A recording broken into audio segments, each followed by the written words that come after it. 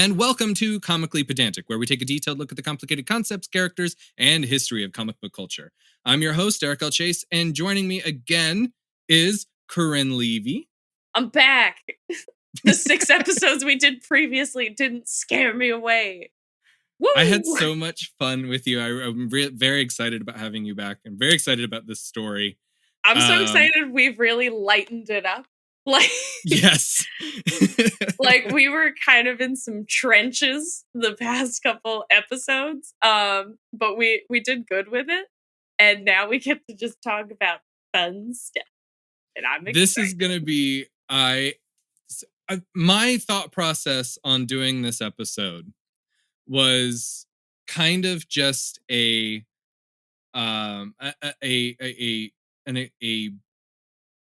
exercise in I don't know, I wouldn't say vanity. I don't know what I would, just like what I personally think is very fun. I sat down and recently read through one of my favorite Batman runs ever. And I was just like, it's so confusing the way that it's laid out. And I was going through like notes I was putting down, just going like, how does this relate to this? And how does this relate to this? And I was having a lot of fun with that. And I was like, I thought it would be really interesting to go over it with you, especially because I know you at least like Batman. I do like Batman. For so many reasons. Do you have a favorite Batman villain? I do. It kind of goes back and forth. Mm-hmm. One of my favorites that I find very underappreciated is Man-Bat. Because he is just wild. And I used to play the Lego Batman games, and he was just my favorite guy because he was just this cute little man with wings. And I just find him so interesting, but you like never see him enough.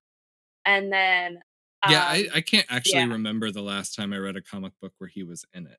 Yeah, he's just like barely around. Like I feel like more people know about like Calendar Man or whatever than Man-Bat. And right. that makes me sad for Man-Bat. But it's also nice for me because he's like in my little joy box. And then I also I really like Poison Ivy just because I think those are the powers I would want to have. Oh yeah. I would just want to be like this cool lady that controls plants and can poison people and look really good doing it. I think that'd be a lot of fun and very empowering. And so those are probably like my top 2. Yeah. But all of the villains are fun. Because they're just so colorful and they're so insane and very niche. Like they each have a very niche corner, and I appreciate that a lot. There's not super cookie cutter because I feel like they made the cookie cutter themselves. So I'm a big fan. Big fan. I'm okay. So, I don't want to break from tradition too much when doing this. So I do want to ask if you have a bright spot. I do kind of want to focus again more on the positive, even though we're going to be spending a whole episode going on positive. Let's stay with some of the positive too. Oh, hell yeah. I'm about that. I'm a positive queen. My bright spot was probably of this week. What was it? I was supposed to see a cat today, but that didn't happen. So that's more of I heard about that. I hope Oliver's okay. I want to meet him so bad. But I got to go to the pool today, and that was a delight because for some reason we have a pool for our car. It's a little community. Great. Love it. And so far every weekend I've had off, it's been raining, so I haven't been able to go. And then I got sick last weekend, which happened to just be the nicest weekend of the whole summer. So it was very sad. I was like, I've been denied my pool that I've worked so hard to be near. And thankfully the clouds parted today, and I was going to the pool, and I just laid there and I read, and I just dipped my tootsies into the water. Great time. That's my bright spot. Nice. I guess for like me, this is kind of it's going to be a little bit of a weird one. I read I'm a huge X-Men fan. I've read like Yeah, you've been reading, like, every single one. Isn't that yes. the thing? Yeah. And I took a long break from reading, but I just recently started again. Um, but I also try to keep somewhat up to date with modern X-Men comics. I don't always keep up. Like the last one I read was from about a year ago. Mhm. But that's still kind of modern, right? Yeah. Um, and last year they did the first ever Hellfire Gala, and it was so much fun. Oh, And cool. if for anyone that like knows nothing about this particular thing, and I'm gonna guess you are one of them, I it don't. it, it is there is something in this for everyone. So they Cool. did all of the X-Men books decided to celebrate this Hellfire Gala, and they also put out like a sketchbook beforehand. They also did a book called Planet Sized X-Men, Mhm. and uh, each one kind of had like their own storyline going, all while this gala was happening. Okay. So the idea is um, the X-Men have created their own nation at this point, right? So it's a Right. mutant nation. Cool. And if you're not a mutant, you're usually not allowed. I mean, you can get like on to the island if you want, but Right. it's supposed to mostly be just for mutants. But they decided to have this gala, and in doing so they invite like politicians, superheroes, everyone. This is going to be like the first time that humans in mass are allowed On this onto their island. island. Right. Okay, And so cool. it was their way of like making a big scene, like extending a hand out to the human race, and also like showing off their culture now because the mutants Yeah. have the culture. And then The I'm assuming craziness ensues probably. Not as bad as I expected. There are some things that happen where like some people act out of turn, and there's like someone tries to invade or something, but like it goes off mostly without a hitch. It does end, I believe, with someone dying, but you don't find that out until like Oh, okay. after the gala. And then there was like a whole big murder mystery, and I have not read that, so I don't know what happened there. um I'm very excited to get to that at some point. But Right.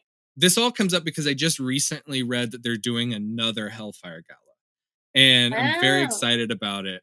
So I have to get caught up to modern, like today, X-Men books so that I can read it. But the cool thing is, not just is there like, oh, there's this big party being thrown, there's a lot of Mhm. politics involved, different story arcs do different things all during the party.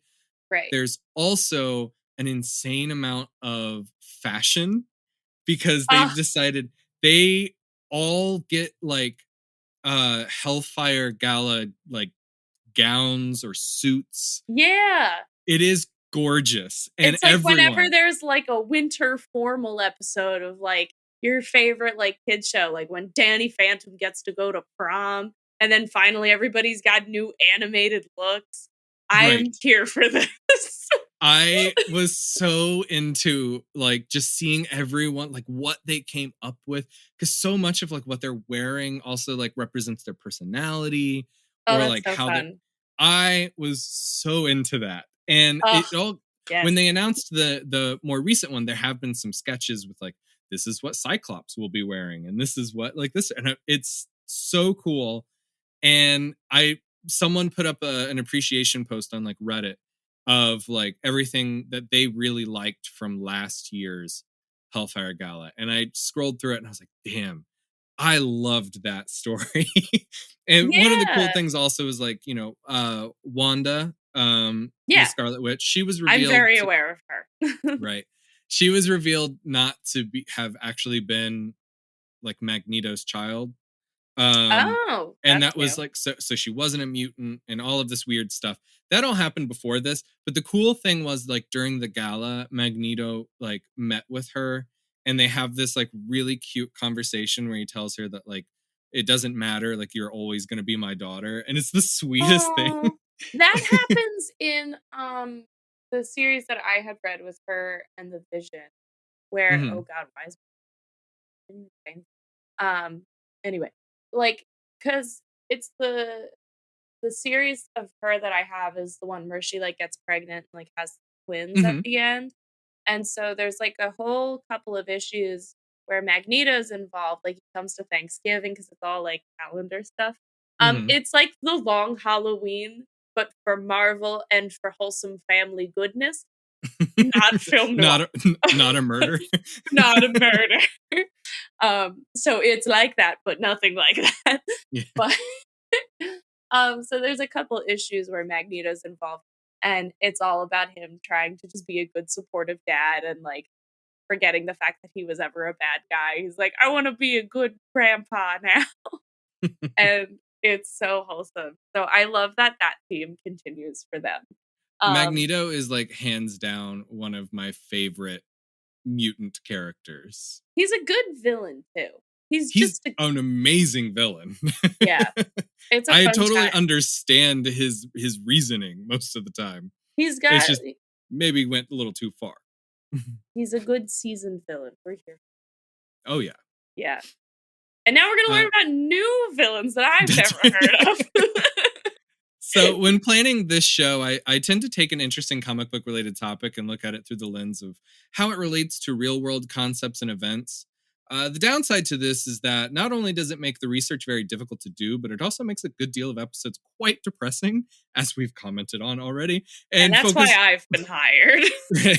almost entirely on the problems within our community. So, um, that is one of the reasons why every so often I like to take a step back to realize that we are talking about comics, a medium full of vibrant nonsense that is insanely fun to talk about.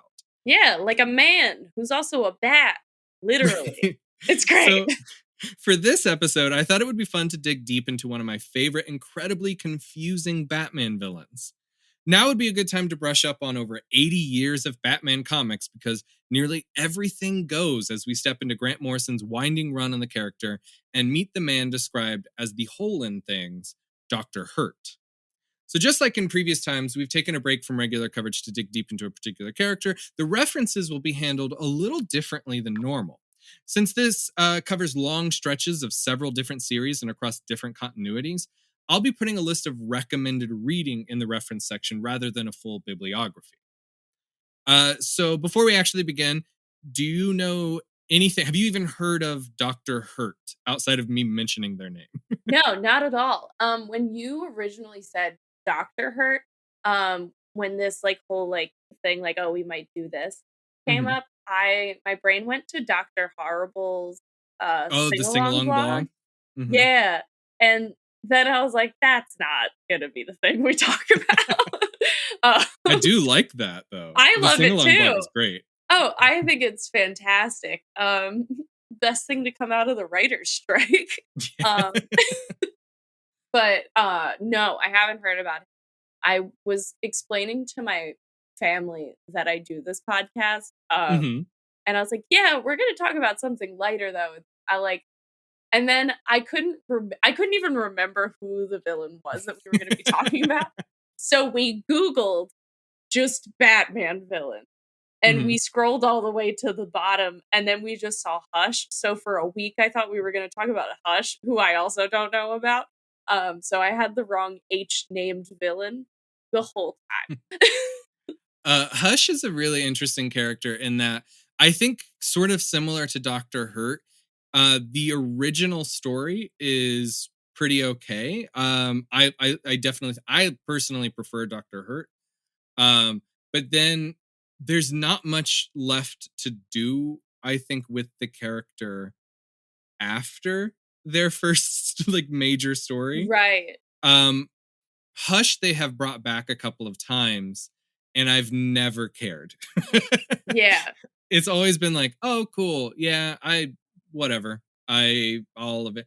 I mean, I'm sure like the stories are fine, but I've never felt like a very Yeah. strong need to catch up with It's like running into a high school acquaintance at a grocery store. them. Like, Mhm. you have to say hi, but then, like, you don't feel a need to continue a conversation. Yeah. And then you just go buy your grapes and leave. So I get that for you. I And support it.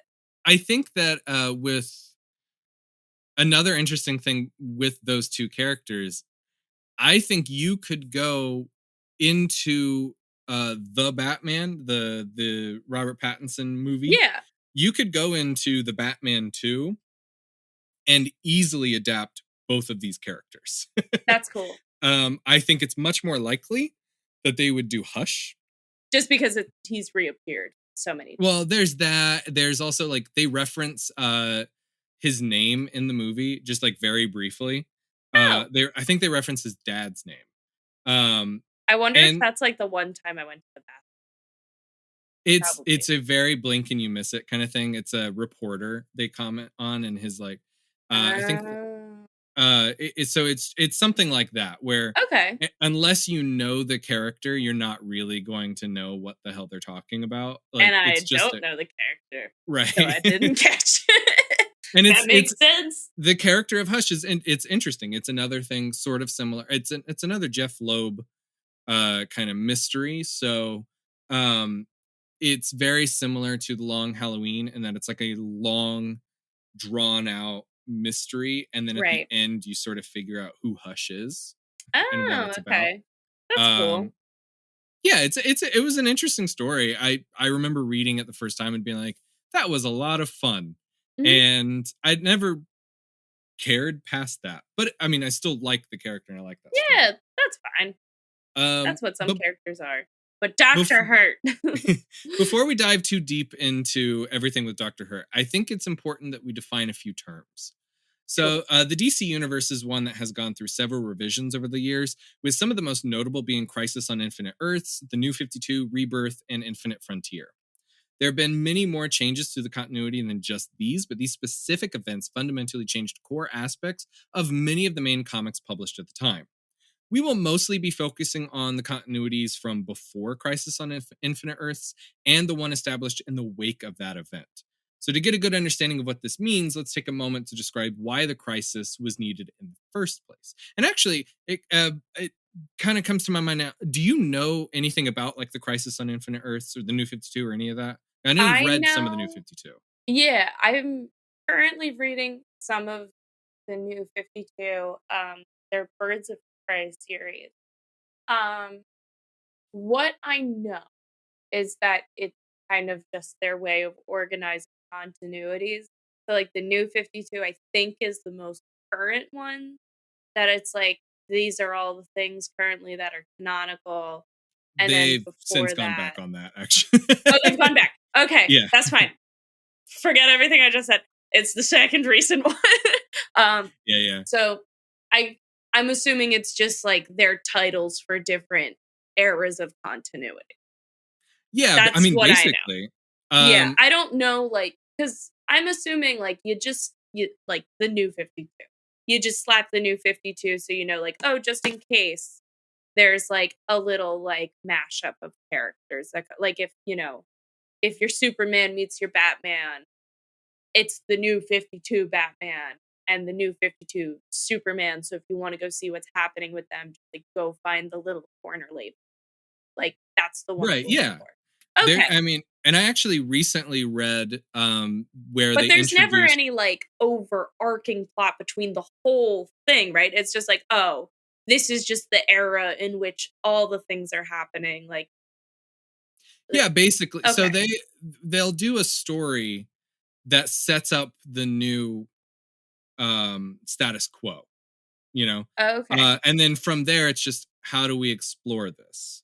So with the new Ah. 52, that was all set up during Flashpoint, where you have Flashpoint as its own story, and then at the very end, it sort of resets continuity, and then everything after that is the new 52.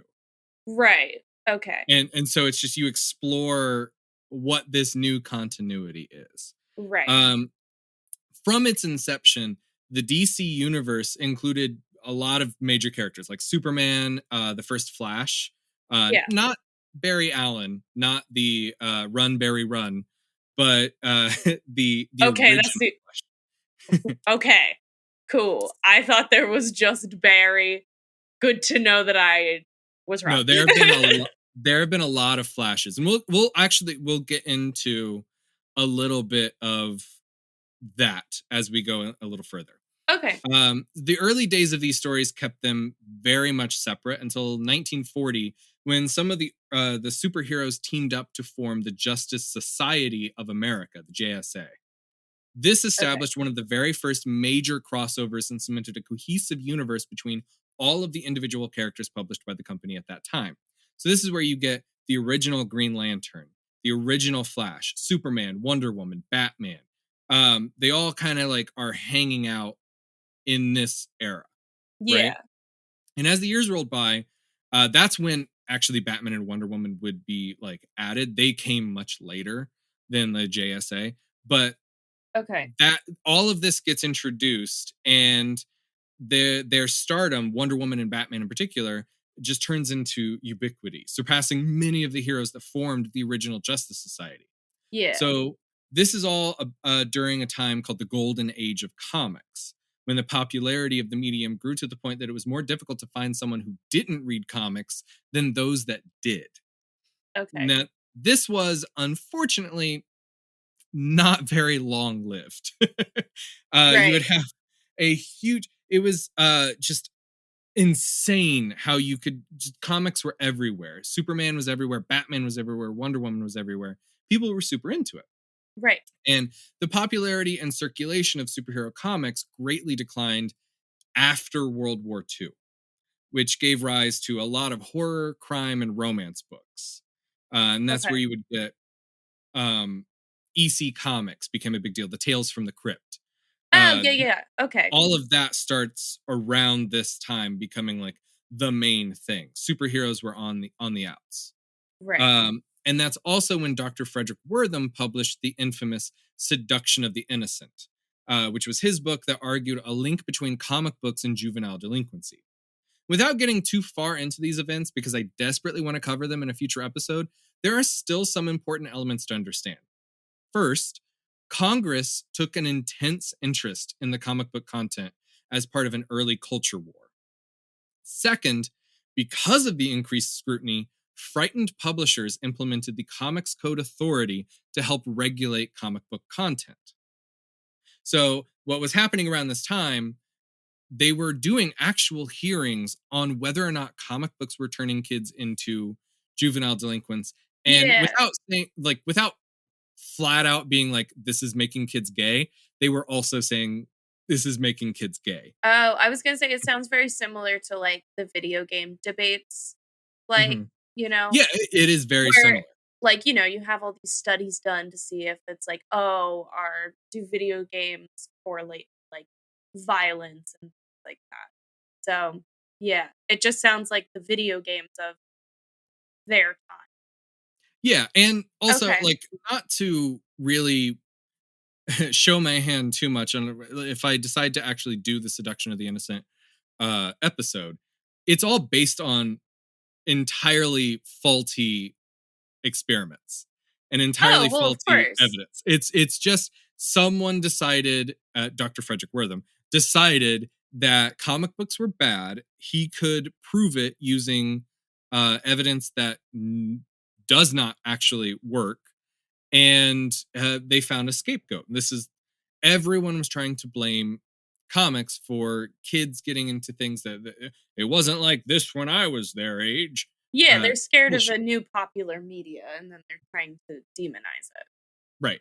And to be fair, there's a lot of weird shit happening. And like in EC Comics, there were several times where like people's faces would get torn off. Covers would have like severed heads and stuff on it. Like it's really fucked up stuff. Yeah. But it's also like you gotta like those were not made for kids. Those Yeah. particular ones. That's something that you would just, as a discerning parent or something, you would have to kind of be more involved in figuring out. Yeah, it's like the age-old constantly evolving debate of like what should your kids be reading, what should your kids be watching, you know. Yeah, I have been having to answer this for Austin's sisters actually when it comes to like Yeah. anime and things like that. I'm like, look, I don't watch the same animes they do. I think it's fine. And like, and there are things Yeah. that I watched when I was their age that I was perfectly fine with. And I think that they would mostly be okay with, but it really depends on the kid, you know? Yeah. Uh there are some things where I was like, you shouldn't watch this. Like just have open conversation.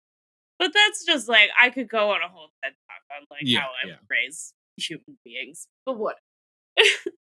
So, all around this time, the CCA, the Comics Code Authority, drastically reduced what was allowed to be published under their reign, which doomed many of the popular comics of the time and created a market for superheroes.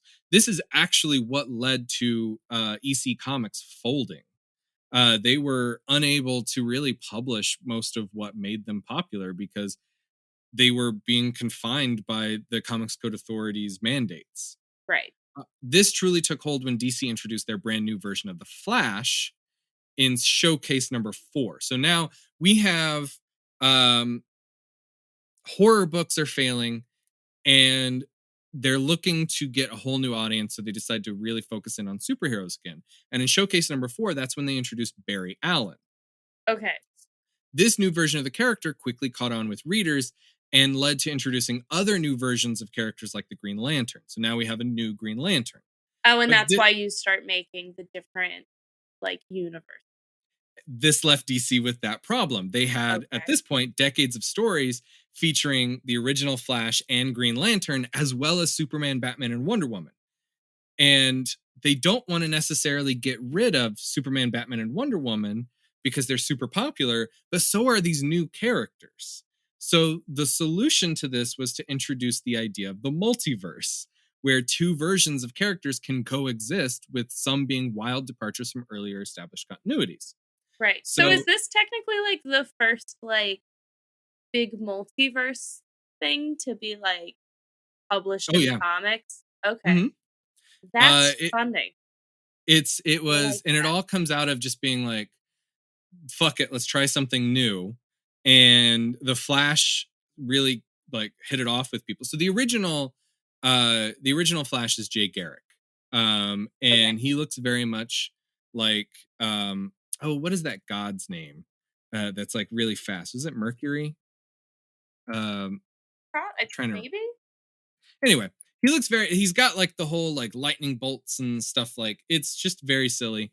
Okay. Um and then the original Green Lantern, um they were very different. Like they did not Yeah. necessarily work the same way.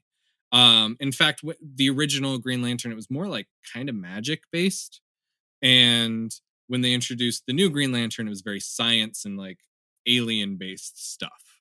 Right. Um, Updating themselves for the times. Right. And this Cool. this allowed them to have, with the idea of the multiverse, they were able to have a Superman that ran around with the Justice Society and a Superman that was young enough to be hanging out with the new Flash and the new Green Lantern. And the same with like Batman and Wonder Woman. You have two different versions of these characters. Right.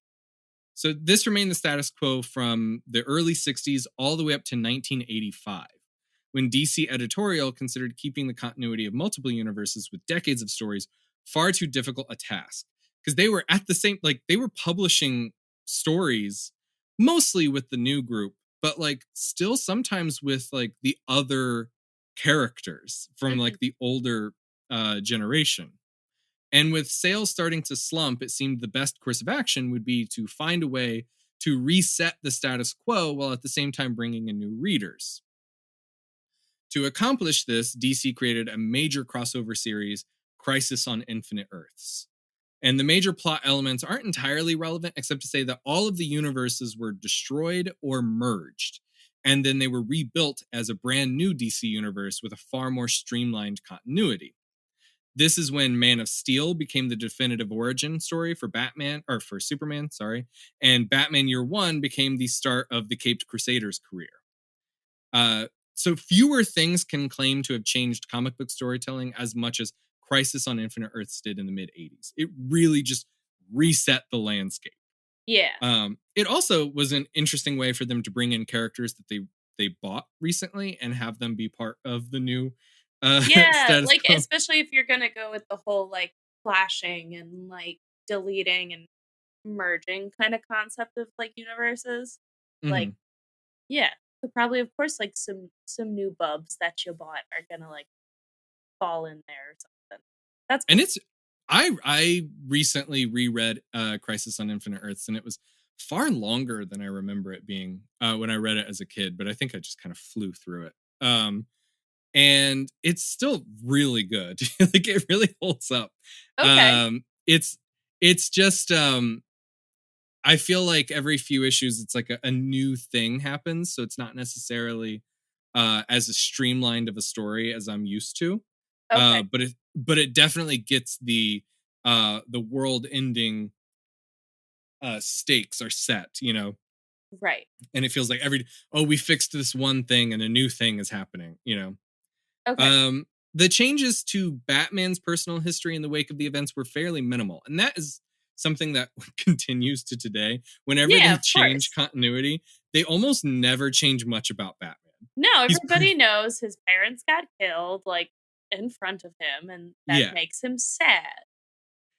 And whereas like I feel like with Superman, they change it a lot. Um Yeah, I feel uh like there's kind of all different ones of, like, either, like, he was shot from space over, like, or something, and I feel like well that's there's mostly it. some where he was like born in the pod, like so he was like a gestating like The little fetus. embryo, yeah. Yeah. And then he's born when he lands on Earth. And then there's some where he was already a baby. There's some where like Krypton is portrayed one way. Sometimes it's not portrayed that way. There, like it's just there's one where I actually really like where he's a vegetarian and he's like well into his adulthood before he like starts doing anything Clark Kenty or Oh, Superman. yeah. So I mean it's like it's just all over, but like Batman's remain his history is like pretty consistent. Yeah, they really make it super integral to, like, his whole character, like The Yeah, so actually when as we're talking about all of this, there is a storyline that takes place after what we will be talking about in the few episodes that we're doing on Dr. Hurt, but it's during this same run. mhm, And in the middle of that is when the new 52 takes off. So it's just between issues, Batman just has a different costume. And that is pretty much it. right. It just keeps going from there. Okay, um, so, like, the more fantastic adventures that took place throughout the 50s and 60s, those were removed, or at least not really referred to ever again after this change. Um, and these would include stories about aliens, extra dimensional creatures like Batmite, who was an imp from the fifth dimension that dressed like Batman. Um, those are all removed, but okay. like the main idea of like who Batman is, that all stays the same. And have you ever read anything with Batmite in it? No, I haven't. At first, I was like, "Another man bat?" It's not. I was so excited. But no, I haven't read anything with him. It's so I don't know if you ever saw the Flintstones when they had like that little alien creature that would pop up and like hang out with them. Yeah! It's very similar. Oh, that's fun. Actually, do you know Mr. Mixius Pitlick? The I do. he's the like he's one of Superman's villains who's like an imp. He's from the same place that Batmite is, and Oh, okay. he always looks like a little old man, and he always like just plays pranks on Superman because he has reality warping abilities. Oh, And then that's so the way Superman has to get rid of him is like to convince him to say his name backwards. They're fun stories. that's fun. I'm a Yeah. fan. So that's like Batmite looks like a tiny person wearing a Batman costume, and he Right. like flies behind Batman, and just like he's his number one fan. He just shows up every so. Aw, that's so cute. So he was around in some of the earlier, because in the 50s and 60s, like they tried to make the stories really light, and especially, you Yeah, it's had like lighthearted, fun, campy stuff. Like it's all right. nice, bright colors. Like I feel like all the dark, like gothic-y kind of stuff didn't come in until like the late 80s and 90s. It's really weird. So when it started in like the 40s, Oh, okay. um, they were a lot of like pulp adventures, very much like we're gonna go catch this bad guy and blah blah blah blah blah. Right. Um, and then they quickly started doing a little bit more lighthearted stuff. And then, Right. especially around the time that the Batman TV series with Adam West came out, it Yeah. became known for being like really campy and really silly. So they just kept leaning into that.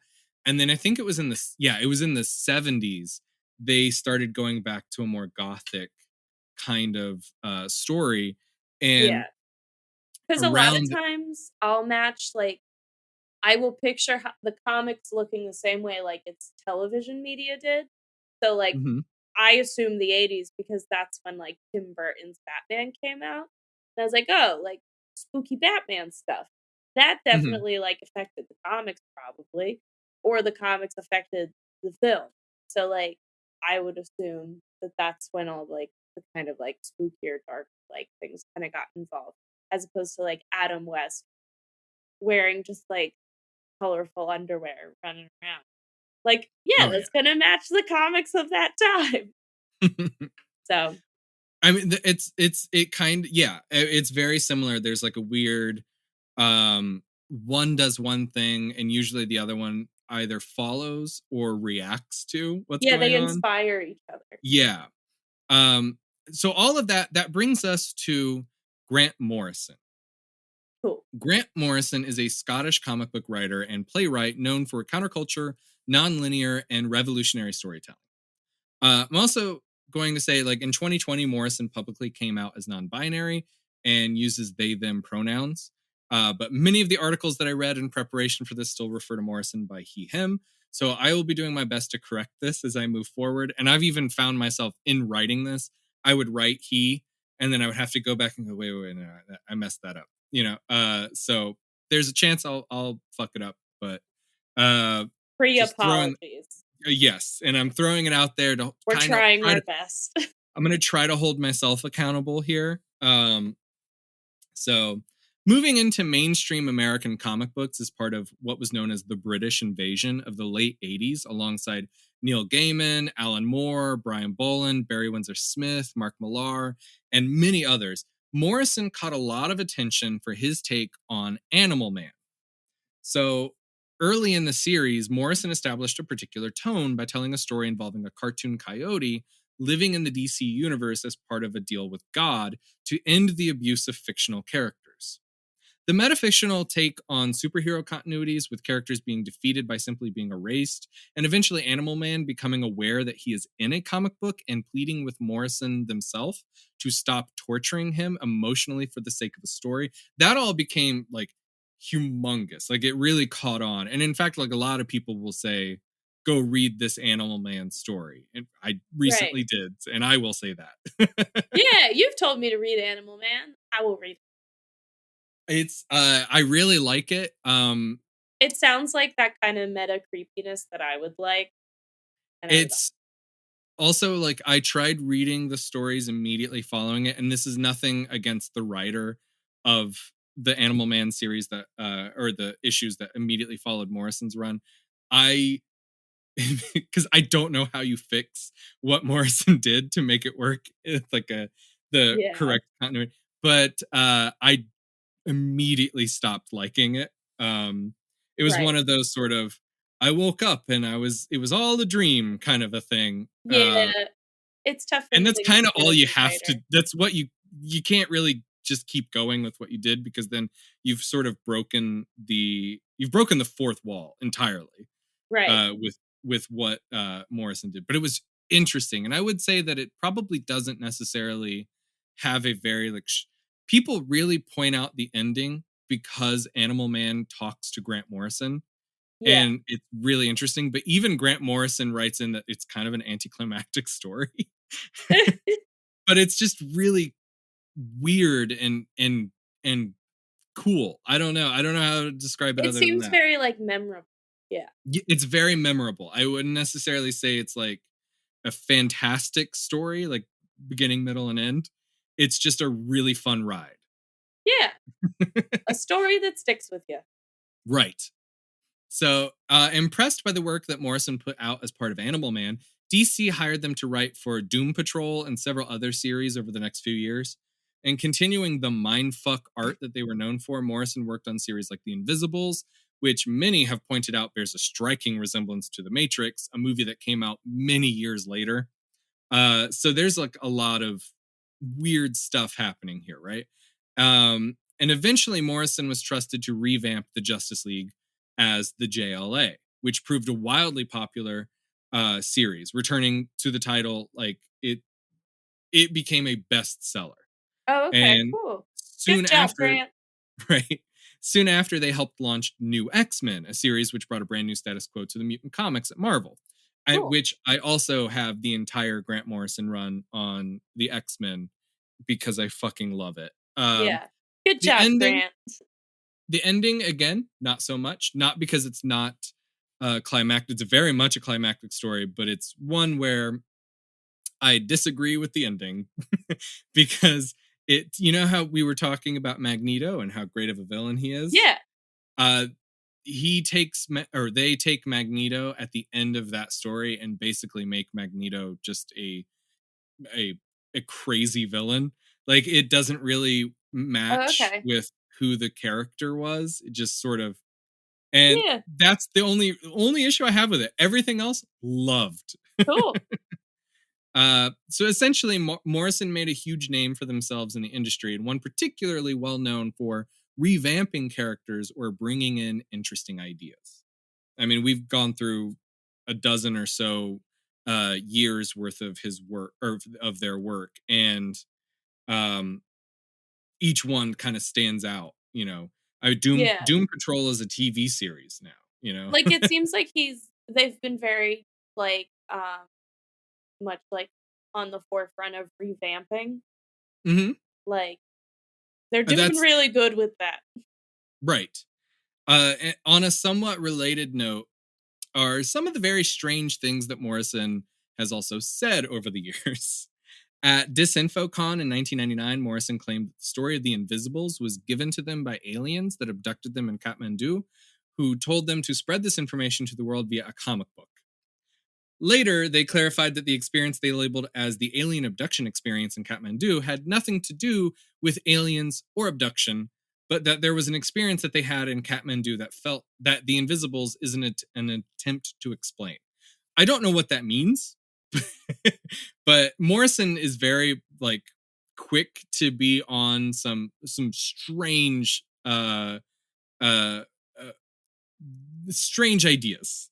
Okay. Even in they revamped Superman for the new 52. They Yeah. and I which is one of my favorite um early new 52 runs. It's not great. But it stood out to me. Right. And one of the ways that it ended was sort of um, more Superman had to convince everyone to say their own name backwards. And you even see like Morrison wrote their name on in the comic, and the writer or the Oh, artist drew their hand in a panel with their name on it. Like so it's very cool. interesting, like weird stuff, right? Yeah, it also gives that little, like, homage to the past one that we just talked about where, like, Superman had to make the reality guy. Yeah, and it's because it's a similar villain. It's another Cool. villain from yeah. And it's Morrison has this style of writing where I just recently watched a YouTube review of a comic book where um it's sort of a similar idea to this show where the guy like would start to read from a comic book and he's explaining it to his friends. Yeah. And one of the first things he says, this is a Grant Morrison book. And the two friends that are there groan. They're like, oh, so Oh, is this one of those mind bending, like super complicated stories? And right. that's what Morrison's known for doing. And Right. sometimes it works, sometimes it doesn't. It really depends on They your definitely have, like, a motif going, and right. that's valid. And It happens. Like along the Wes lines of like Anderson's parallel or symmetrical shot. Wrong word right. for And like along the lines of doing like very weird stories and like saying very weird things, um at one point, to boost sales of the Invisibles, Morrison actually asked their readers to participate in a wankathon while concentrating on a magical symbol or sigil. So he asked everyone to masturbate while thinking about this to boost sales. That's so bizarre. So, like, even outside of the printed realm, Morrison was gathering lots of attention for their odd behavior, which just brought more publicity to their books. So, there's a really good chance that if you're doing all of this and your stories are good, you're going to just get more and more eyes on you. They seem very much like the same energy of the guy who was originally supposed to direct, um you ever hear about, like, The Island of Dr. Moreau? Oh, yeah. He it Grant sounds a lot like the the guy who was originally supposed to direct that movie. Like, he was Hmm. this guy from South Africa who, like, hired a witch doctor to, like, give him luck on, like, his shoot and, like, super just dedicated and, like, a little bit of an oddball. Like, It is very much the same vibe. I appreciate there's definitely some weird parts that I'm like, "Hey, Grant, maybe sit down, have some water. Maybe don't tell everybody to just jack off to your peace sign." Um, but but I'm also just really rooting for them.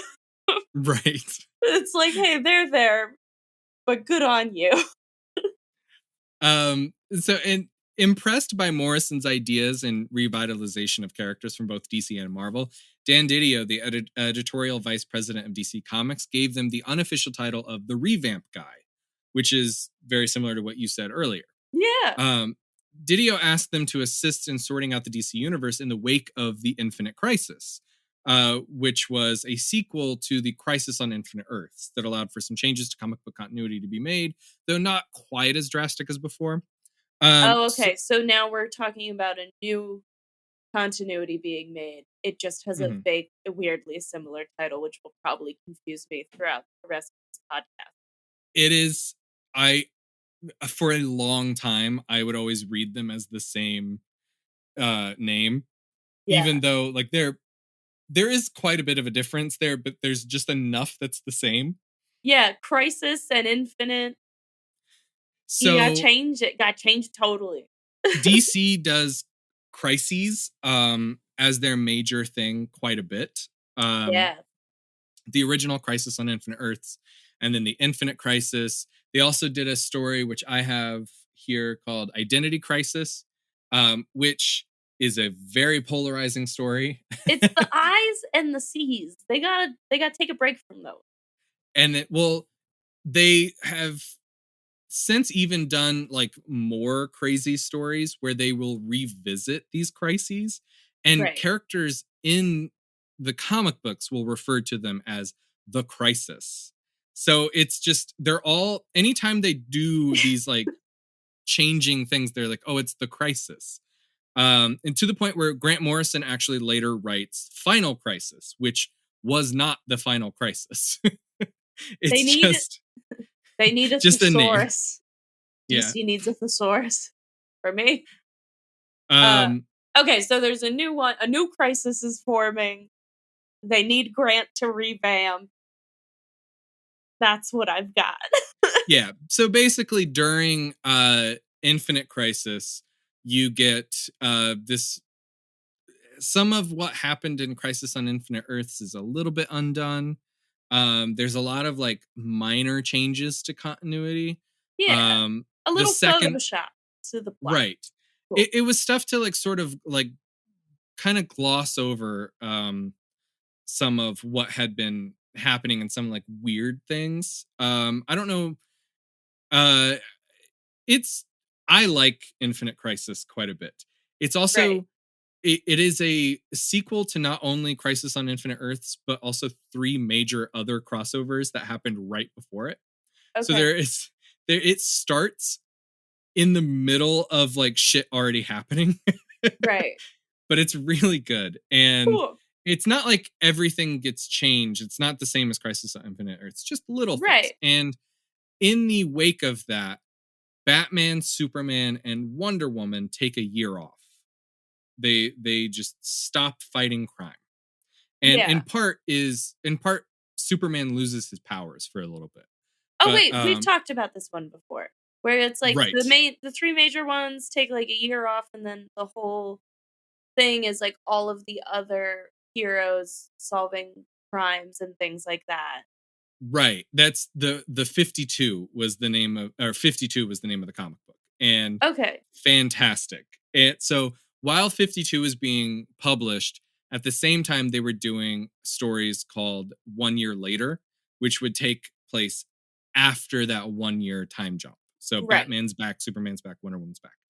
But and you would have like little things where they would talk about like, oh, World War III. Like World War III happened in a year. Well, it was actually this Black Adam story. You know, it's Okay. fantastic little bits of like, we're just going to sprinkle in little things. And 52 is a great comic to read. Mhm. I highly recommend it. I think it's a lot of fun in that it's another one where it's not one big story. It's just a bunch of little stories that all Yeah, it's a happen little throughout a year. anthology. I loved it. Cool. I I'm a was super fan. into it. And it's what turned me into a Black Adam fan. Okay, cool. So all of this led to Morrison taking the helm of Batman to start an epic story that only they could tell. Right. So, looking at the entirety of Batman's history, Morrison decided to take a unified approach to what would be considered continuity. That meant that every comic, in one way or another, would be fair game. So, to that end, DC has actually made a collection of old school comics that Morrison directly references or inspired their run on the character. A little while Okay. back, I read the majority of these, and I can see why they would stand out to young readers. They're wild stories that involve Right. strange concepts. So, before we talk about Morrison's run, we're going to talk about the books that they used as inspiration. Okay. So, And Dr. Hurt is in Grant Morrison's run. right. Although we will be introduced to them kind of in these, and I'm going to explain why. Okay. Okay. So, there's a lot that we're going to cover over these 3 episodes that doesn't really seem to involve Dr. Hurt, but that's because Morrison did a very good job of sort of laying the groundwork to have Dr. Hurt as the background villain. Okay. It's wonderful. So he's like Or a at least little in my he's opinion. almost like a metaphorical shadow now. Yes. Cool. And so just so that we're all on the same page, we've talked a lot about like continuity changes. These all take place in Crisis on before Crisis on Infinite Earths.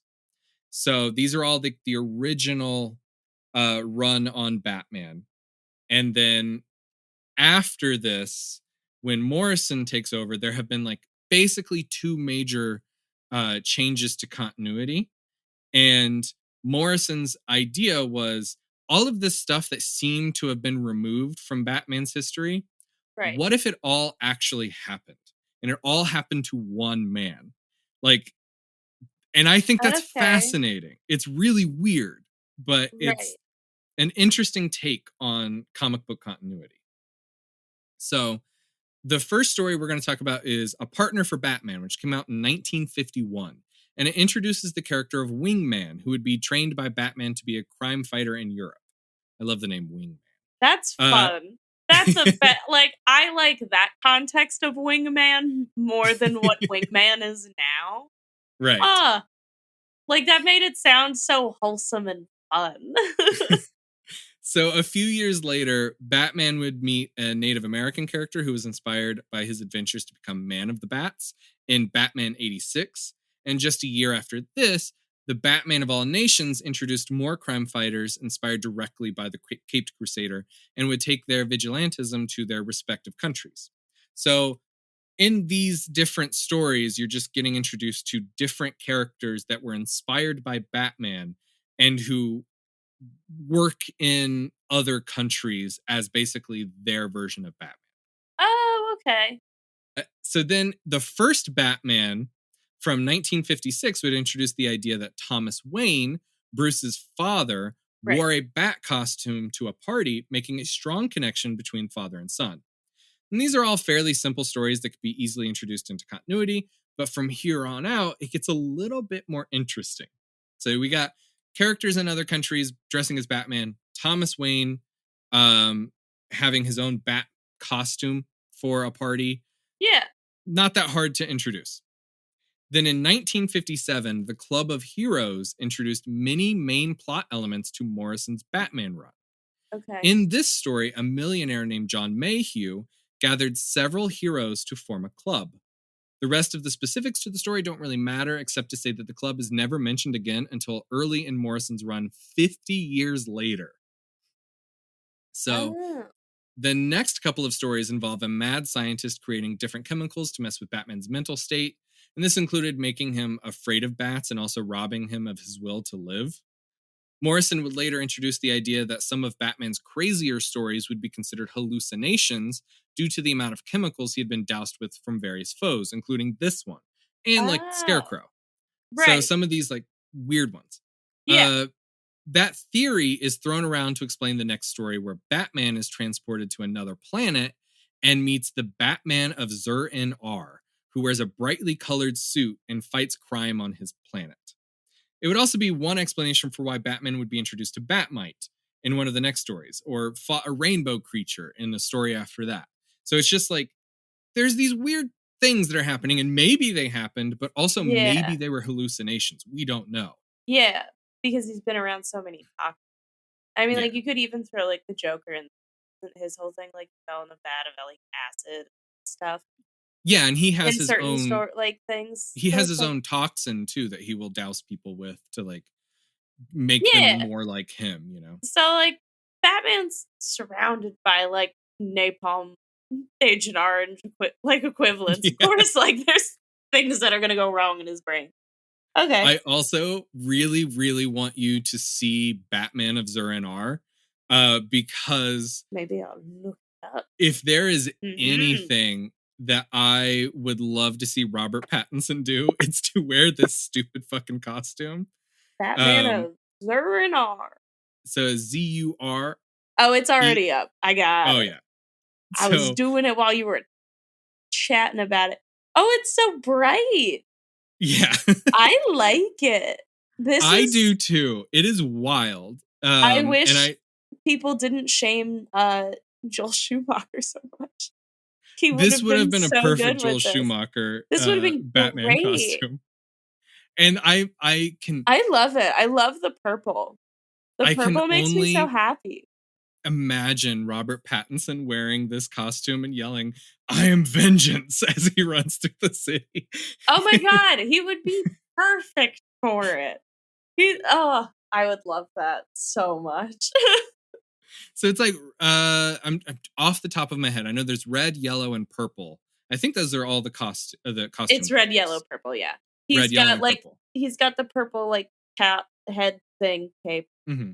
and then it is like like the short sleeve shirts with, like, the long sleeves underneath it? It was kinda like that, so the red is the short sleeve shirt, and then the yellow is his arms. It's really funny. I It's I so good. love this costume. I love uh, it. and this is where we find ourselves at one of the more important story elements again, right? So after Batman's R&R and all that stuff, we come into Robin dies at dawn. And for this, Batman agreed to an experiment where a doctor would put him in an isolation chamber for a week to study the effects on his psyche. During the experiment, Batman had a breakdown and hallucinated Robin's death before finding a way to face his own fears. Um, there's one other story that helped to influence Morrison's run on Batman that wasn't reprinted by DC in the Black Case book alongside the rest of these stories, and Okay, that's the intentionally out of continuity Son of the Demon, where Batman has sex with Talia al Ghul, daughter of immortal terrorist Ra's al Ghul, right. and gets her pregnant. Batman becomes risk adverse at the prospect of being a father. So Talia fakes a miscarriage to keep him sharp while fighting crime. The two split, and Batman never knows that she actually has the child. So Oh. that all of that is considered out of continuity. Except Morrison looked at it and said, "What if it's not?" Right, and um, he's gonna use the excuse of, like, the toxins and stuff to there's all possibly yeah. connect it. Okay. So and also in that Robin dies at dawn storyline, Yeah. where Batman agreed to an experiment with a doctor to put him in an isolation chamber for a Yeah, week. yeah. That doctor, though unnamed during that entire story, is Dr. Hurt. Oh!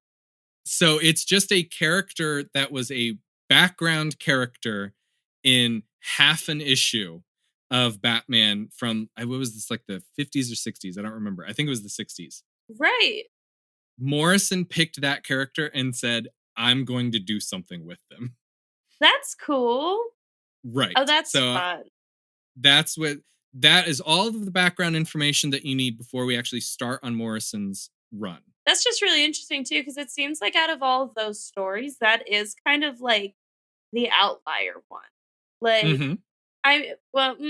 maybe the Talia one. That's those 2 are the ones that are actually, like, pretty deeply dark, Mhm. and I would say maybe, like, especially those 2. So Yeah. that's interesting. That makes sense why that would stick out to them, I feel like, with the things that they write. Um, cool. Oh, that's fun. So this brings us all the way to Morrison's first issue on Batman, published in 2006 as part of their first story arc, Batman and Son. So Batman and Son picks up shortly after the 1-year hiatus that Bruce took from costume crime fighting after Infinite Yeah, Crisis. this is that 1 year later. Right. Cool. During his year away, Bruce sought to better himself in Nanda Parbat, where he was isolated in a cave for over a month to purge himself from all negative karma. Upon returning, Batman meets his alleged son, Damian Al Ghul, from the Son of the Demon story. Ah, This firmly establishes that at least parts of that comic are now in continuity. It's like, I believe they have a different name for Damian in the Son of the Demon story. It's been a while since I've read it, but right, basic idea of that story is now in continuity. Um, right. so Damien lives in the mansion for a brief period, establishing that that he wants to be the new Robin, and in fact Okay, is like fighting with Tim, who is the current Robin, to kind of take that role. And actually, this okay. this is a good opportunity for us to stop. How many Robins are you aware of? Okay, it's time for Corinne to test her knowledge. Mhm. We've got, uh, Dick Grayson, who was, like, the little acrobat boy. Right. Um, we've got Damien. I Mhm. don't know his last name aside from the one you just told me. I don't know if there's different last names for him, but I think Yeah, they he's go the Damien Al Ghul, Damian Wayne. It's just that, like, okay. those are the two. Yeah. I've always just heard Damien. But I believe he ends up being Knight, and Dick then becomes Nightwing. Dick becomes Knight. Yeah. Okay. Um, so scratch that thought. The other D name becomes Nightwing. So Damien, I believe, does end up becoming a form of a Robin, though. Yes. Yeah. And I we're gonna feel cover that during these few episodes. I feel like there's one that gets murdered by the Joker. Yes, Um, that's Jason Todd. yeah, okay, that name is familiar. Um, sorry, Rip Jason. Um, there's this other one that Damien's fighting That's with Tim Drake. Tim. Okay, the Drake part sounds vaguely familiar. Mhm. Um, but Tim is he's also the bisexual Robin. oh, okay, okay, cool. And then there's the one from the Teen Titans, but So he's depending probably on one of those yeah, 4. depending on which Teen Titans you're reading, or if you're watching the show, I it's watched a the show when I was a So they do a lot of it's Tim's costume, but it is heavily hinted that it's Dick Grayson. And Okay. it's based So on the Teen Titans comics where Dick was Robin. right. Okay. So I think so we've got Dick, Damien, Todd. No, just kidding. Dick, Damien, Jason, Tim. Yeah. Okay, cool. Those are the So four that I know. there are other Robins, but the main ones to know about are Dick as the first one, Jason as the second one, uh, Tim as the third one, and then Damien would be the fourth one that you really need to kind of have an idea for. Yeah. Jason, as you mentioned, was murdered by the Joker. Yeah. You will, throughout the next few episodes, Jason is reintroduced, and that's one of the continuity things that was changed during Infinite Crisis. Um, Okay. he was brought back from the dead, and there was something I don't remember exactly what Infinite Oh, Crisis so had to do. he died in the previous thing. So that Hmm. story's a lot older than I thought it was. Yeah, Very interesting. actually, I think Okay. that came out in the 80s.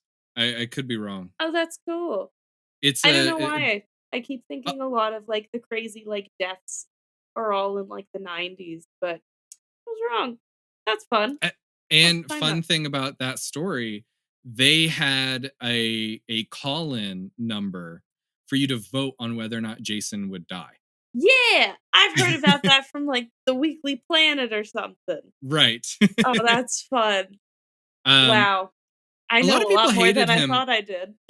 I didn't really like, I had no real I didn't care about Jason basically.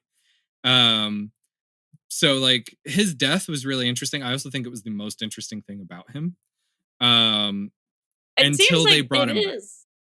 When they Yeah. brought him back, they did a lot of really cool stuff. I disagree with some of what they did, mostly because I think there's like this, we're going to rehabilitate him. And I think he is most interesting as a foil to Batman, Oh, okay. rather than someone who works with Batman, I'll you have know? to read up on the Robins one day. There's a But for lot. now, that's what I know. That's good. So that's all you really need to know. I'm going to be kind of like going over some of it as we go along too, because um, each of these Robins plays a part in the story. Okay. So, um, the Batman is during this first run is fighting against the League of Assassins while trying to connect with his own son. That's like sort of the main plot of it. It's Okay. not an incredibly interesting story outside of the introduction of Batman's son, but it also introduces some of the most important elements for us to discuss. Right. Early on, we see graffiti all around Gotham with the words Zur in R. This is a direct reference to the story we discussed earlier on Batman Yeah, meeting an purple alien of Zur Batman. in R. Right. While seemingly insignificant, this is actually extremely important for where this story is going to go. The Okay. next main introduction is that of Batman's new love interest of Jezebel Jet. She is a former model who was the daughter of an African dictator. When her father was murdered, she took over the country and finds herself doing much more to help the citizens than ever before. She meets Bruce at a charity art auction and they start dating shortly after. Cool. Finally, we meet an imposter Batman that shoots the Joker in the head at the start of the story. So there's this guy dressed up as Batman. Joker thinks it's the real Batman, and then he shoots him in the head. The Joker survives. Okay, so the fake Batman shot the Joker in the Right. face, but Mhm. the Joker lived. Okay, cool. Yeah. The Joker survives, but he is apprehended by the police, and the imposter Batman was also taken away.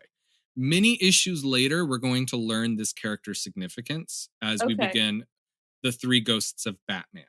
Um, now, the Oh, only thing I want to cover about Batman and Son outside of everything that I just told you cool. is that because it's not actually important to what we're talking about, but just because I think you'll find it fun. That's fun. I appreciate that. The It's a League little corn. It's a little Corinne niblet. I'm excited. the, the League of Assassins get a hold of the Man Bat serum and make an army of Man Bat ninjas. Yes, So man, bat. it's like, so My he's in the favorite. story. He's in the story, but as his like human counterpart. Oh, Um That's okay. And At least Grant recognizes it. and that it's really interesting because from like here on, Talia now has her own army of man bats. It's fucking Oh, great. wow. That's so fun. Oh, um man, yeah, bat. I think if nothing more than that, I think you would enjoy, like That's a lot of fun. I'd probably like the whole run. Pardon. I'd probably like the whole run, but that's just a little sprinkle that I'd really like. so He's so fascinating. the next main story arc that we're going to go over, we're actually going to skip over a couple of things that happened because Morrison left for a few issues and then came back and did a prose story about the Joker and like what the Joker was thinking, but it doesn't really matter. Okay, um the next one that we're going to go over is Three Ghosts of Batman. And cool. in that, during a night out, Batman learns of a pimp that's supplying women to the Gotham Police Department. That so all of these women seem to go missing. So he questions everyone involved and learns that there is a police officer who has been in hiding and seemingly murdering women that the department has been providing. And in finding that officer, Batman learns that it is a hulking figure who has been pumped full of the venom that gives the villain Bane his increased strength, as well as Hugo Strange's monster serum. Oh, wait. This guy sound what is his name? So they don't really give him a full name. He's a character that he wears like a weird version of the Batman costume, but with like Oh, a Bane mask, and he's okay. gigantic. He's like Hulk sized. Okay, it's not Right? who I thought it was then. There's a guy, in the Long Halloween? Long Night? Maybe Big the Tim Halloween. Sales. The Um, Long Halloween is the one where there's like a murder on holidays. yeah, that one, that one. Okay. I was thinking of I think his name's Solomon Grundy. He, Oh, I like love Solomon Grundy. he just, like, lives in the Yeah, sewer, and he's like, "Solomon Grundy, born on a Monday," and I'm like, "I love you." great character. I love Yeah, that character. I thought that's who you were, like, putting the spotlight on, and I was really excited to learn more about it. No, we can though. I mean, they even did like a weird version of a Spider-Man villain that was very similar to Solomon Grundy, Yeah, um, but not nearly as fun. that's okay. I We'll come back to him one day. I'm gonna find comics that have him in it or something I one also day. just recently watched the Justice League cartoon. There was a couple of episodes with Solomon Grundy in it. Totally fun. I just think Just he's weird really fun. interesting. He's like, he just lives in a sewer, and from my impression, it's just like, "Just stay out of my sewer." I love that. He's a Like, pretty nice guy. I like he's him. pretty cool. He's a villain in a lot of stories, but like I think it's understandable. He was painfully neutral in the Halloween one, and I loved it about him. But Yeah. yeah, anyway, carry on. This one's not Solomon. This is just like the first Batman Ghost where he looks like a Bane Batman love child. Cool. I'm about it. Right. So he's Great. got Hugo Strange's monster serum as well as venom, which is the stuff that Bane uses. Yes. Okay. During the fight, Batman's mind keeps wandering to the Black Casebook, and he is easily defeated by this larger Batman. So he just keeps going like why am I thinking about the Black Casebook? Why am I thinking about this? And it distracts him enough that he gets his ass kicked. Okay. Um, Is the black case book just the case that he's working on? No, you eventually will eventually find out that the Black Casebook is where he would write down strange things that don't really make sense. Okay. So he Okay. would have like, oh, I fought this rainbow creature. I don't know if that was real or not. I'm going to put this in this Black Casebook. Okay, so he's with this crazy big man, and he's just And like his mind keeps going back to the his Black mind Casebook. keeps going to journaling. Okay, And noted. also, all of those stories that Morrison used as inspiration, those were published as a collected edition called the Black Casebook. So Okay, it's a cool. similar thing. While Bruce is asleep, recovering from the fight, he starts hallucinating the three Batmen coming to kill him. When he wakes, he remembers an event from the Black Casebook where he fought three versions of himself: one a monster, one a cop, and one that sold his soul to the devil in order to destroy Gotham. For some Okay. reason, Batman was unable to remember these events fully and assumed that it was all a hallucination until he met the cop and the monster again recently. So the imposter Batman from Batman and Son It's was like a another one of these Batmen. Okay, so was he the cop then? Yes. Okay, and then the monster is probably this big guy, Hmm. 'cause And then Venom. there's another one that sold its soul to the devil that we have not met yet. Okay, interesting. I'm wondering if it's the one that is actually Damien's father because of just the title of that old So thing. the That's story my Son of guess. so that's actually interesting. Son of the Demon Yeah, is the reason it's named that way is because Ra's al Ghul's name is supposed to translate to like demon's head. Uh, oh, so that's why he's like son of the demon. So the whole point is once Ra's decides that Batman is like worthy of his daughter, right. um, he wants like an heir from like the perfect creature and his genes. You know what I mean? So Yes. Batman and yeah. Um, we'll get to who the Bat Devil is, Okay, because they will pop up. okay. I have another guess then, but I'll Mhm. put a pin in it.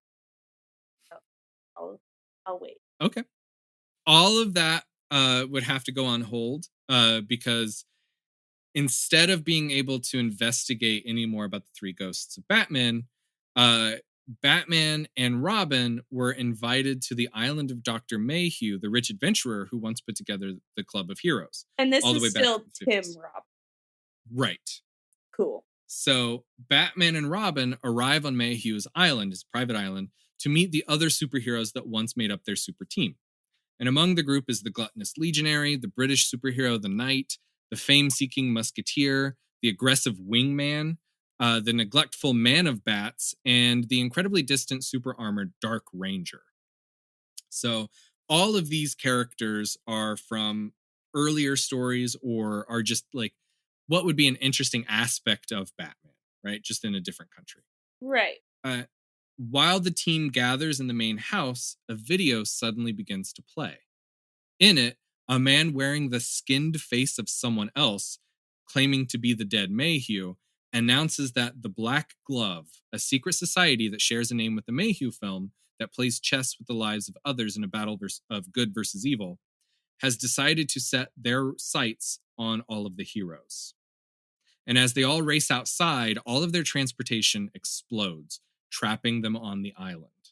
Oh, I think Legionary, we've talked about this right? before.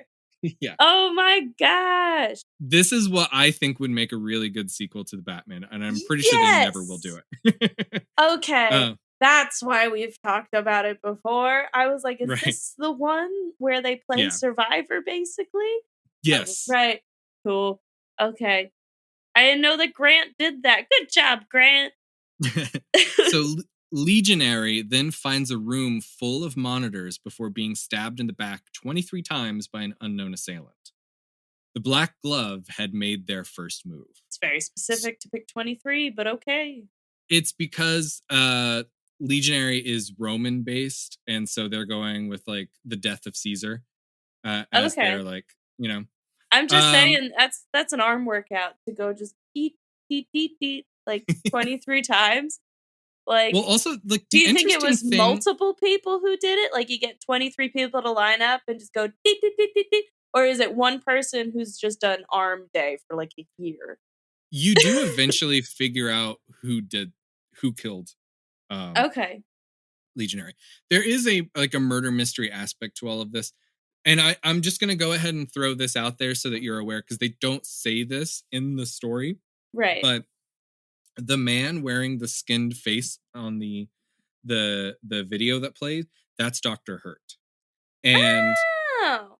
you don't like know exactly what happened. Okay. So it's a really interesting. I'm not like there are questions I still have about this story, and I've read Morrison's run on Batman many times. Yeah, I really wanna read it now. I have a handful. I have let's see. I have The Black Glove. I have Batman RIP. Um I wanna read about the glove. That sounds like a lot of fun. and it's really cool artwork. So each character that's part of the Club of Heroes is illustrated in a different style. That's cool. I'm a fan. With Imma read Batman and Robin are like kind of painted. that. So they look like Ah, the most realistic, and then like each one of the other ones is like a different cartoony style. I love that. I need to read it. So as the team starts to piece together what little that they can, they turn to each other and learn that their villains are all part of the Black Gloves plot. So, like the Knight's arch nemesis and the Legionaries' arch nemesis and Man of Bat's arch nemesis are all kind of working together. Or at least that's what it seems like. Right. And the Knight is forced to swallow a bomb. So, like someone sneaks up and forces them to swallow a bomb. They don't see who.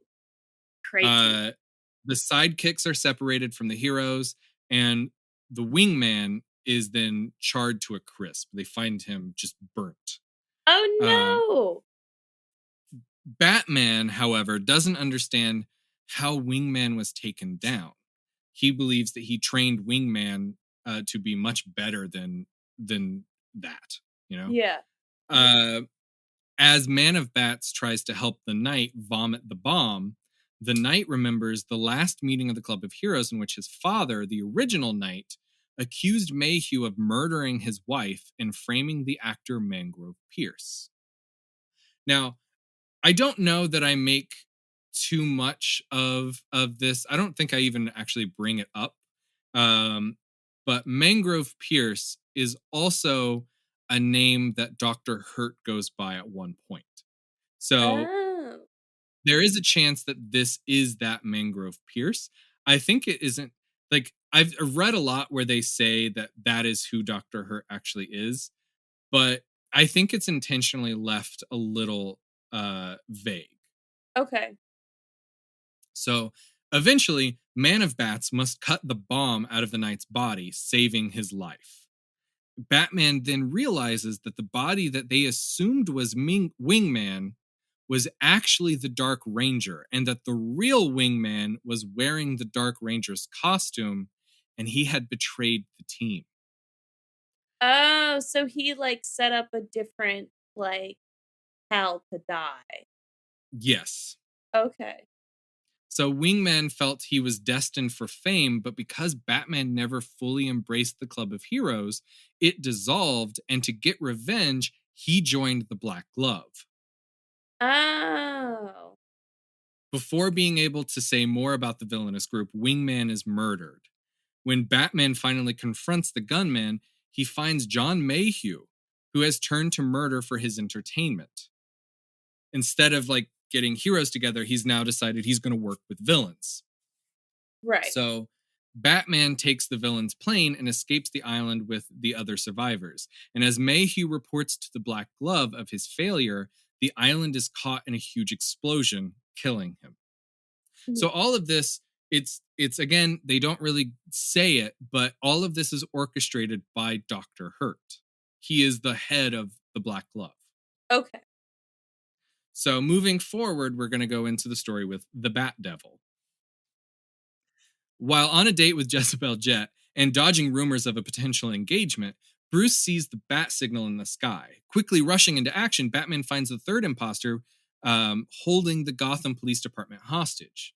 In a deranged state, he burns part of the building and demands to speak with Commissioner Vane, who was the commissioner before Gordon. When he realizes Oh. that Gordon is now in charge, he takes him hostage before battling with Bruce. During the fight, Batman is surprised by how well trained this imposter is and is shot in the chest by an explosive round.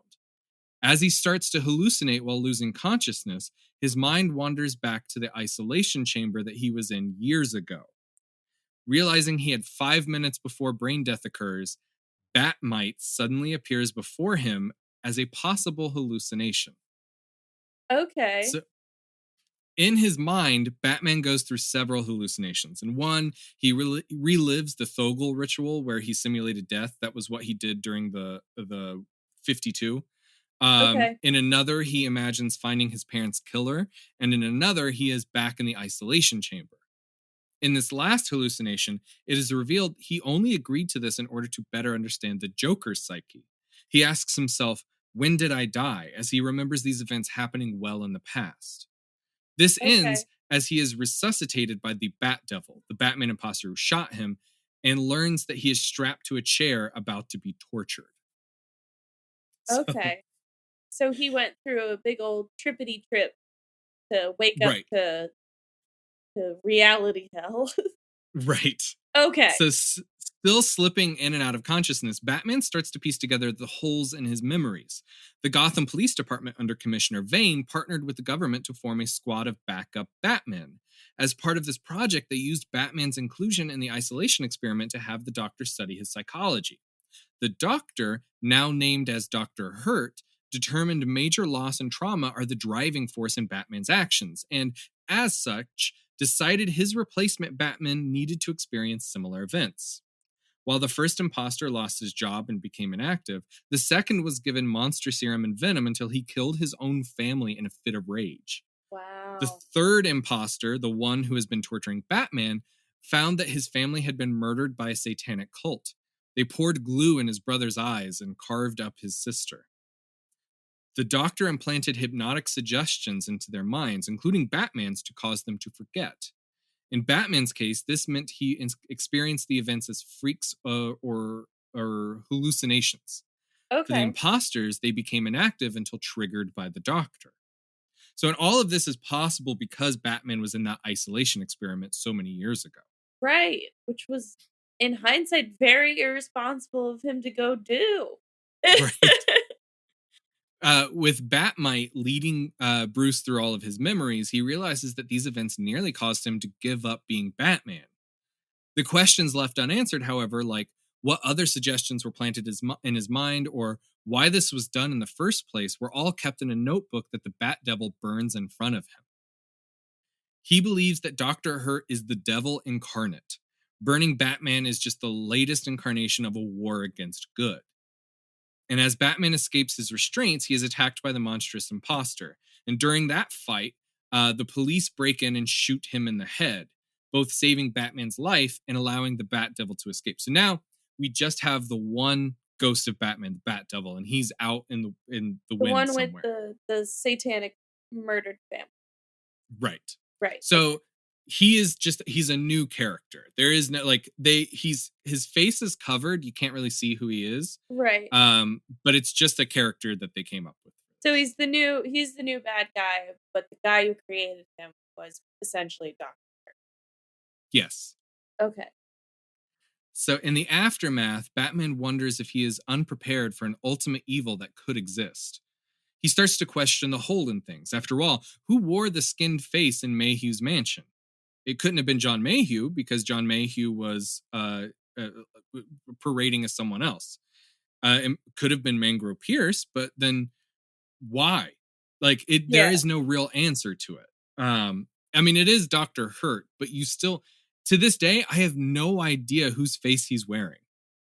It's just like Right. he cut someone's face off and wore it. And if it isn't Mayhew's face, who could that have been? Batman is still left with all of these questions. Well, why couldn't it just be me? Mayhew was pretending to be someone else during that story, so it couldn't have been him. Oh, I was thinking of a different guy was pretending to be somebody else. Okay. Never mind. Right. So, what more could Dr. Hurt have done to Batman's mind while he was under his care? His recklessness and obsession is noticed by his partners, Nightwing and Robin, to the point that they both question his mental stability. They both wonder, could Batman be compromised? And during another date with Jezebel Jet to make up for ditching her fight to fight the Bat Devil, Right. Bruce comes under attack from a terrorist. this is like not super important. It's like a very short issue. But the main thing that happens is Bruce fights this terrorist off and does very little to hide his own identity. Yeah. So Bruce beats the assailant and inadvertently reveals himself as Batman to Jezebel. Okay. How Batman handles the growing war against him from the Black Glove, Dr. Hurt's role, and Jezebel's involvement in the Batcave would come to a climax in Morrison's next storyline, Batman R.I.P., which we will cover next time as we will Okay. discuss the fallout from this and the Final Crisis storyline. Right. So we have now set the groundwork for everything that we're going to talk about in the next 2 episodes. You Okay. have all of the stuff that happened in the 50s and 60s now seemingly a, a up for grabs. It could be part of continuity or it could not. Right. You have the 3 Ghosts of Batman with the Bat Devil now out in the world ready to like do something. You have Mhm. Dr. Hurt masterminding things, the Black Glove trying to wage a war against Batman. All of that is leading into this main storyline. Right. So, Cool. any questions where we are so far? I don't think so. It definitely so man, Dr. Hurt's busy because it does sound like he runs the Black Glove, but he's also Mm-hmm. in charge of these ghost Batman. So that's very interesting. He's got his hands full. Um no, I think that makes a lot of sense. Um I think Part I of why I have ask is because as we move forward, it just gets more complicated, and all of this is sort of groundwork for moving forward. no, I think the story in and of itself like makes sense. Like that's fine. I think the one thing I just wonder as a concept in general, not specifically to the storyline, is Hmm. more just like a continuity question of like so you have like your infinite crisis or whatever. Hmm. Whatever continuity phase you're in. Like so if you have a Batman run within that continuity, it just goes the whole time Yeah. until you pick a new one. And, like, Yeah. same okay. So, like, the because like, the main one that I've read most recently, so that's, like, the forefront of my The Long Hollow. What Hmm. continuity is that in? So that is in post-crisis continuity. That's what they would consider that. So that's after Crisis on Infinite Earths. So Um, and, like and that could be included in Infinite Crisis because that didn't change too much, right? okay, because I guess my thought is, like, I feel like I think of a especially a lot of Batman stories as just, like, these random books, like, there's, like, the White Knight series, there's, like, the little story of the Long Halloween, there's this one. There's, like, 20 bajillion others that I'm thinking of, and I guess I part of my problem is I see art styles as different universes. So, I Yeah. think that's where, like, continuity will start to, like, get me confused of, like, what's actually connected to other things, and if I need to Right. know that or not. Um, for this, the main thing to keep in mind is just that anything published before this could be considered part of the continuity. Okay, which is I think that's why I'm interested about this because it does just make it like, "Yeah, oh, you remember this thing from, like, the '70s? Yeah, sure." Like, there's an excuse Yeah, for that to be that that's fun. I like that. I love this approach. It gets a it's harder to do with characters like Superman because there's some of those are so wildly different. Yeah, Um, but but there's still a way to do that, right? well, I think that Um, this one's really well done because, like you said before, like, Doctor Hurt realizes, like, yeah, the whole root of becoming Batman is having this trauma of loss, which is why you really can't change his origin story because he's a mhm, hero because for that reason. Superman is kind of like that defined intervention kind of thing. He's just born a hero, right. and it doesn't matter how he gets shot down to earth. The point he was always super. Yeah. Like, with Batman, because he's, like, that normal person, like, he has to have this specific kind of thing happen to him, which Mhm. I I think it's cool that that's how they put it all together. That's fun. Good job, Grant. Well, so as we move forward, we're also going to get into a little bit of like this idea of what makes Batman Batman becomes Yeah, a very the big theme. yes. I literally in finishing I just for full disclosure, I finished the final episode of this little trilogy that we're doing this Yeah, morning.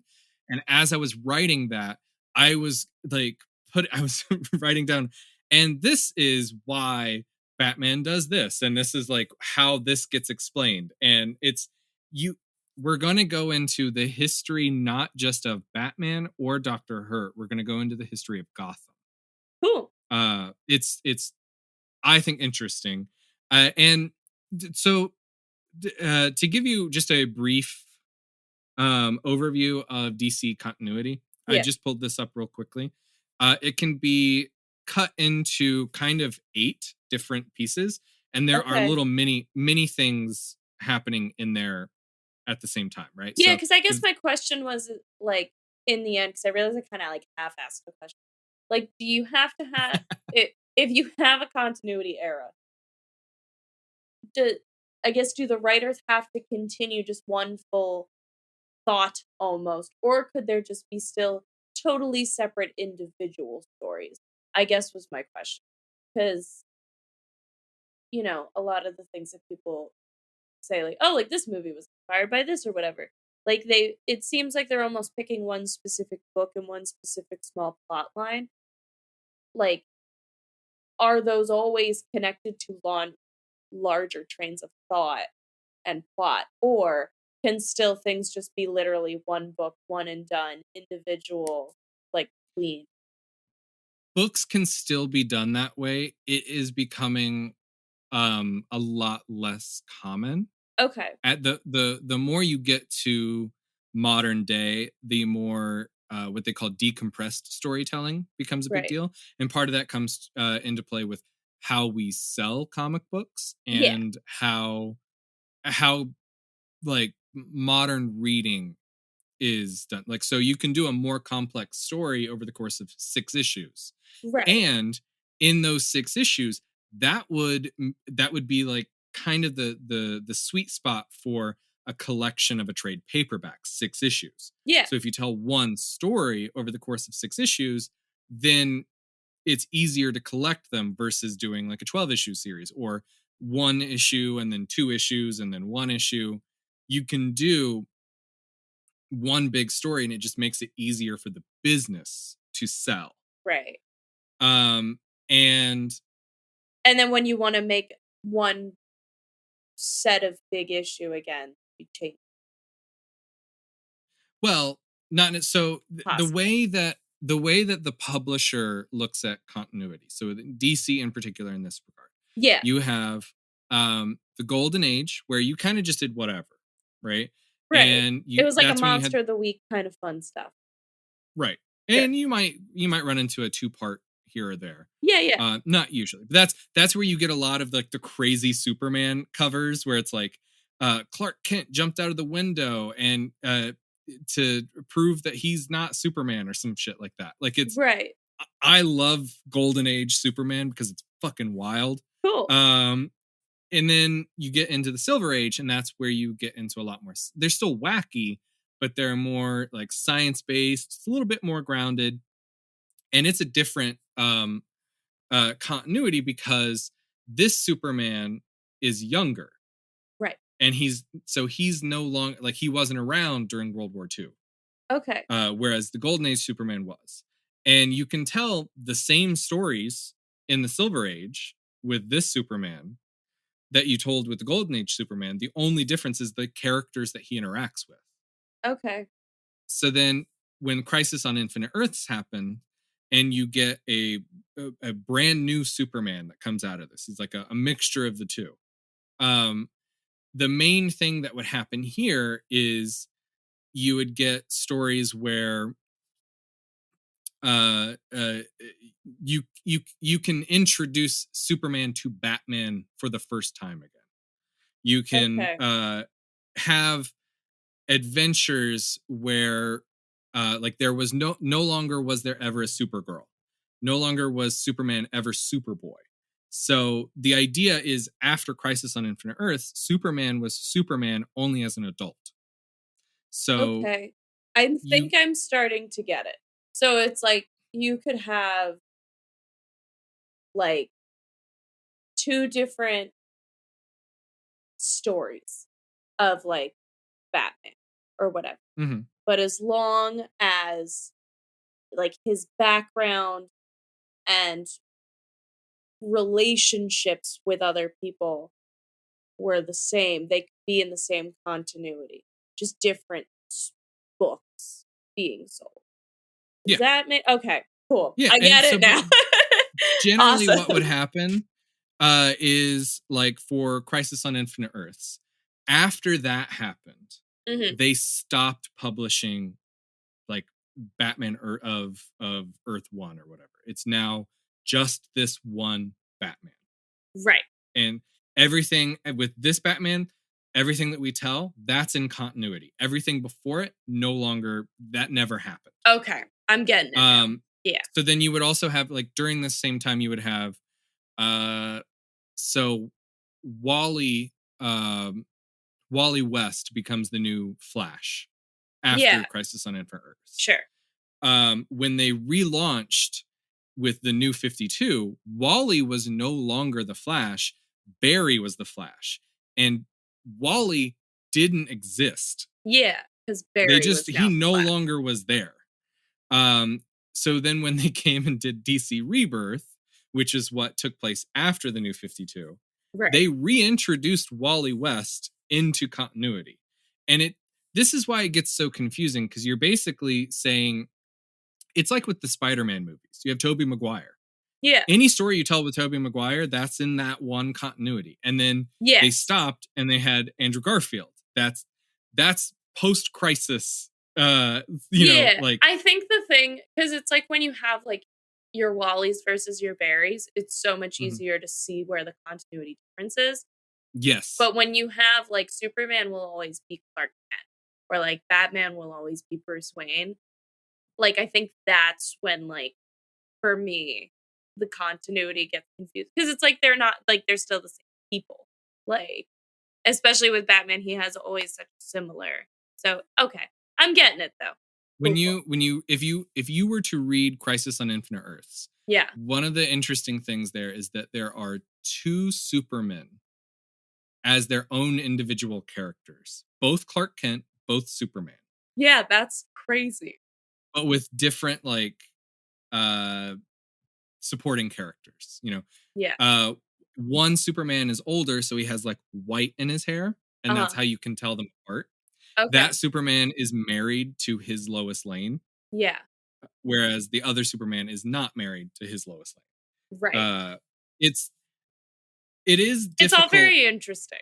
Yeah. and this is when you get into the new more if you were to continue Morrison's run on Batman past where we will be covering it, Yeah. there is a there like I said, there is a point where the new 52 suddenly hits, and in between issues, Batman's just in a new costume.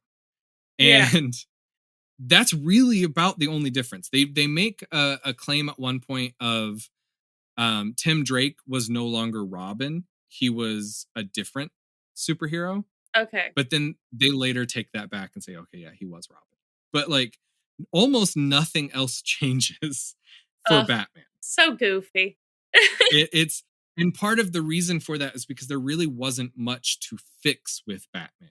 Right. A lot, most of these continuity changes, when they do them, it's so that they can like replace Barry with Wally or Yeah. get rid of It's like some touch-ups and recasting. yeah. Yeah. And that's so for they Supergirl again between for before Crisis on Infinite Earths, Supergirl was a character.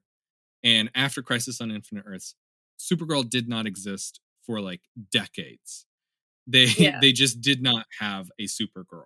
Right. And part of that was because they wanted Superman to go back to being the last son of Krypton, the sole survivor. Yes. And I I think that's wonderful. But then in order to do, they would have to get rid of all of these other characters in order for that Right. to be the case. And that's how they accomplish this. Yeah. It's very silly. It's a lot of fun. One of my Yeah, it favorite is. aspects of comic books is continuity. That's one of the reasons why I really get into the X-Men in particular, because Right. they have fucking wild continuity involving multiple timelines with Yeah. characters coming in and out. I did a whole series of episodes on the character Cable, who was at one point in comics both a baby and an old man at the exact same time, Wow. and like has a sister from another timeline in the future, and has a another version of himself who's younger Yeah. from another aborted timeline. All of this in continuity. They just exist at the same time. That's wild. Oh It's gosh. so much fun to read, and it's also very difficult to keep straight. Yeah. What But a that's it. time. That's now Yeah, but that makes sense now. we've set the groundwork for everything. When we come back next episode, we are going to. It's basically going to be me going over everything that happened during Batman RAP and Final Crisis, because that will set up the next storyline that Morrison does after that. Okay. So and for the basically for the next two episodes, it's going to be a lot less of me explaining concepts and more of me just recapping issues of what's going on. But it's so that like we're gonna go through this adventure together. You're gonna Yeah. get through the mystery with me. I've already spoiled like who Dr. Hurt is in a couple of these earlier stories, but that's Yeah. just so that you know that he's there and doing Yeah, things. you kinda have to, or else, like, us labeling this as a Doctor Hurt episode is completely pointless. Right. As we move forward, I'm going to tell you big things as they happen. Cool, So you'll learn who Dr. Hurt really is by the end of the third episode. cool. But until then, it's still a mystery. Fun. So you can find more information, including some recommended reading for today's episode at comicallypedantic.com. You can also follow us on Twitter and Instagram by searching at PedanticCast and at Derek L. Chase on both platforms. New episodes will come out at some point in the future on iTunes, Stitcher, Google Podcasts, Spotify, and at comicallypedantic.com. If you have any comments or questions, you can send them in text or audio recording to comicallypedantic@gmail.com. Please indicate if you'd like your name or question read on the air. We do have some interesting stuff planned for the future. I think we'll have a lot of fun with. Yeah. So it won't be quite as long of a break between episodes as it used to be. So definitely look forward to that. We will be back next week with a deconstruction of Bruce Wayne, the importance of Batman, and the definitive answer to how Dr. Hurt fits into things. But until then, you can find more exciting adventures at your local comic shop.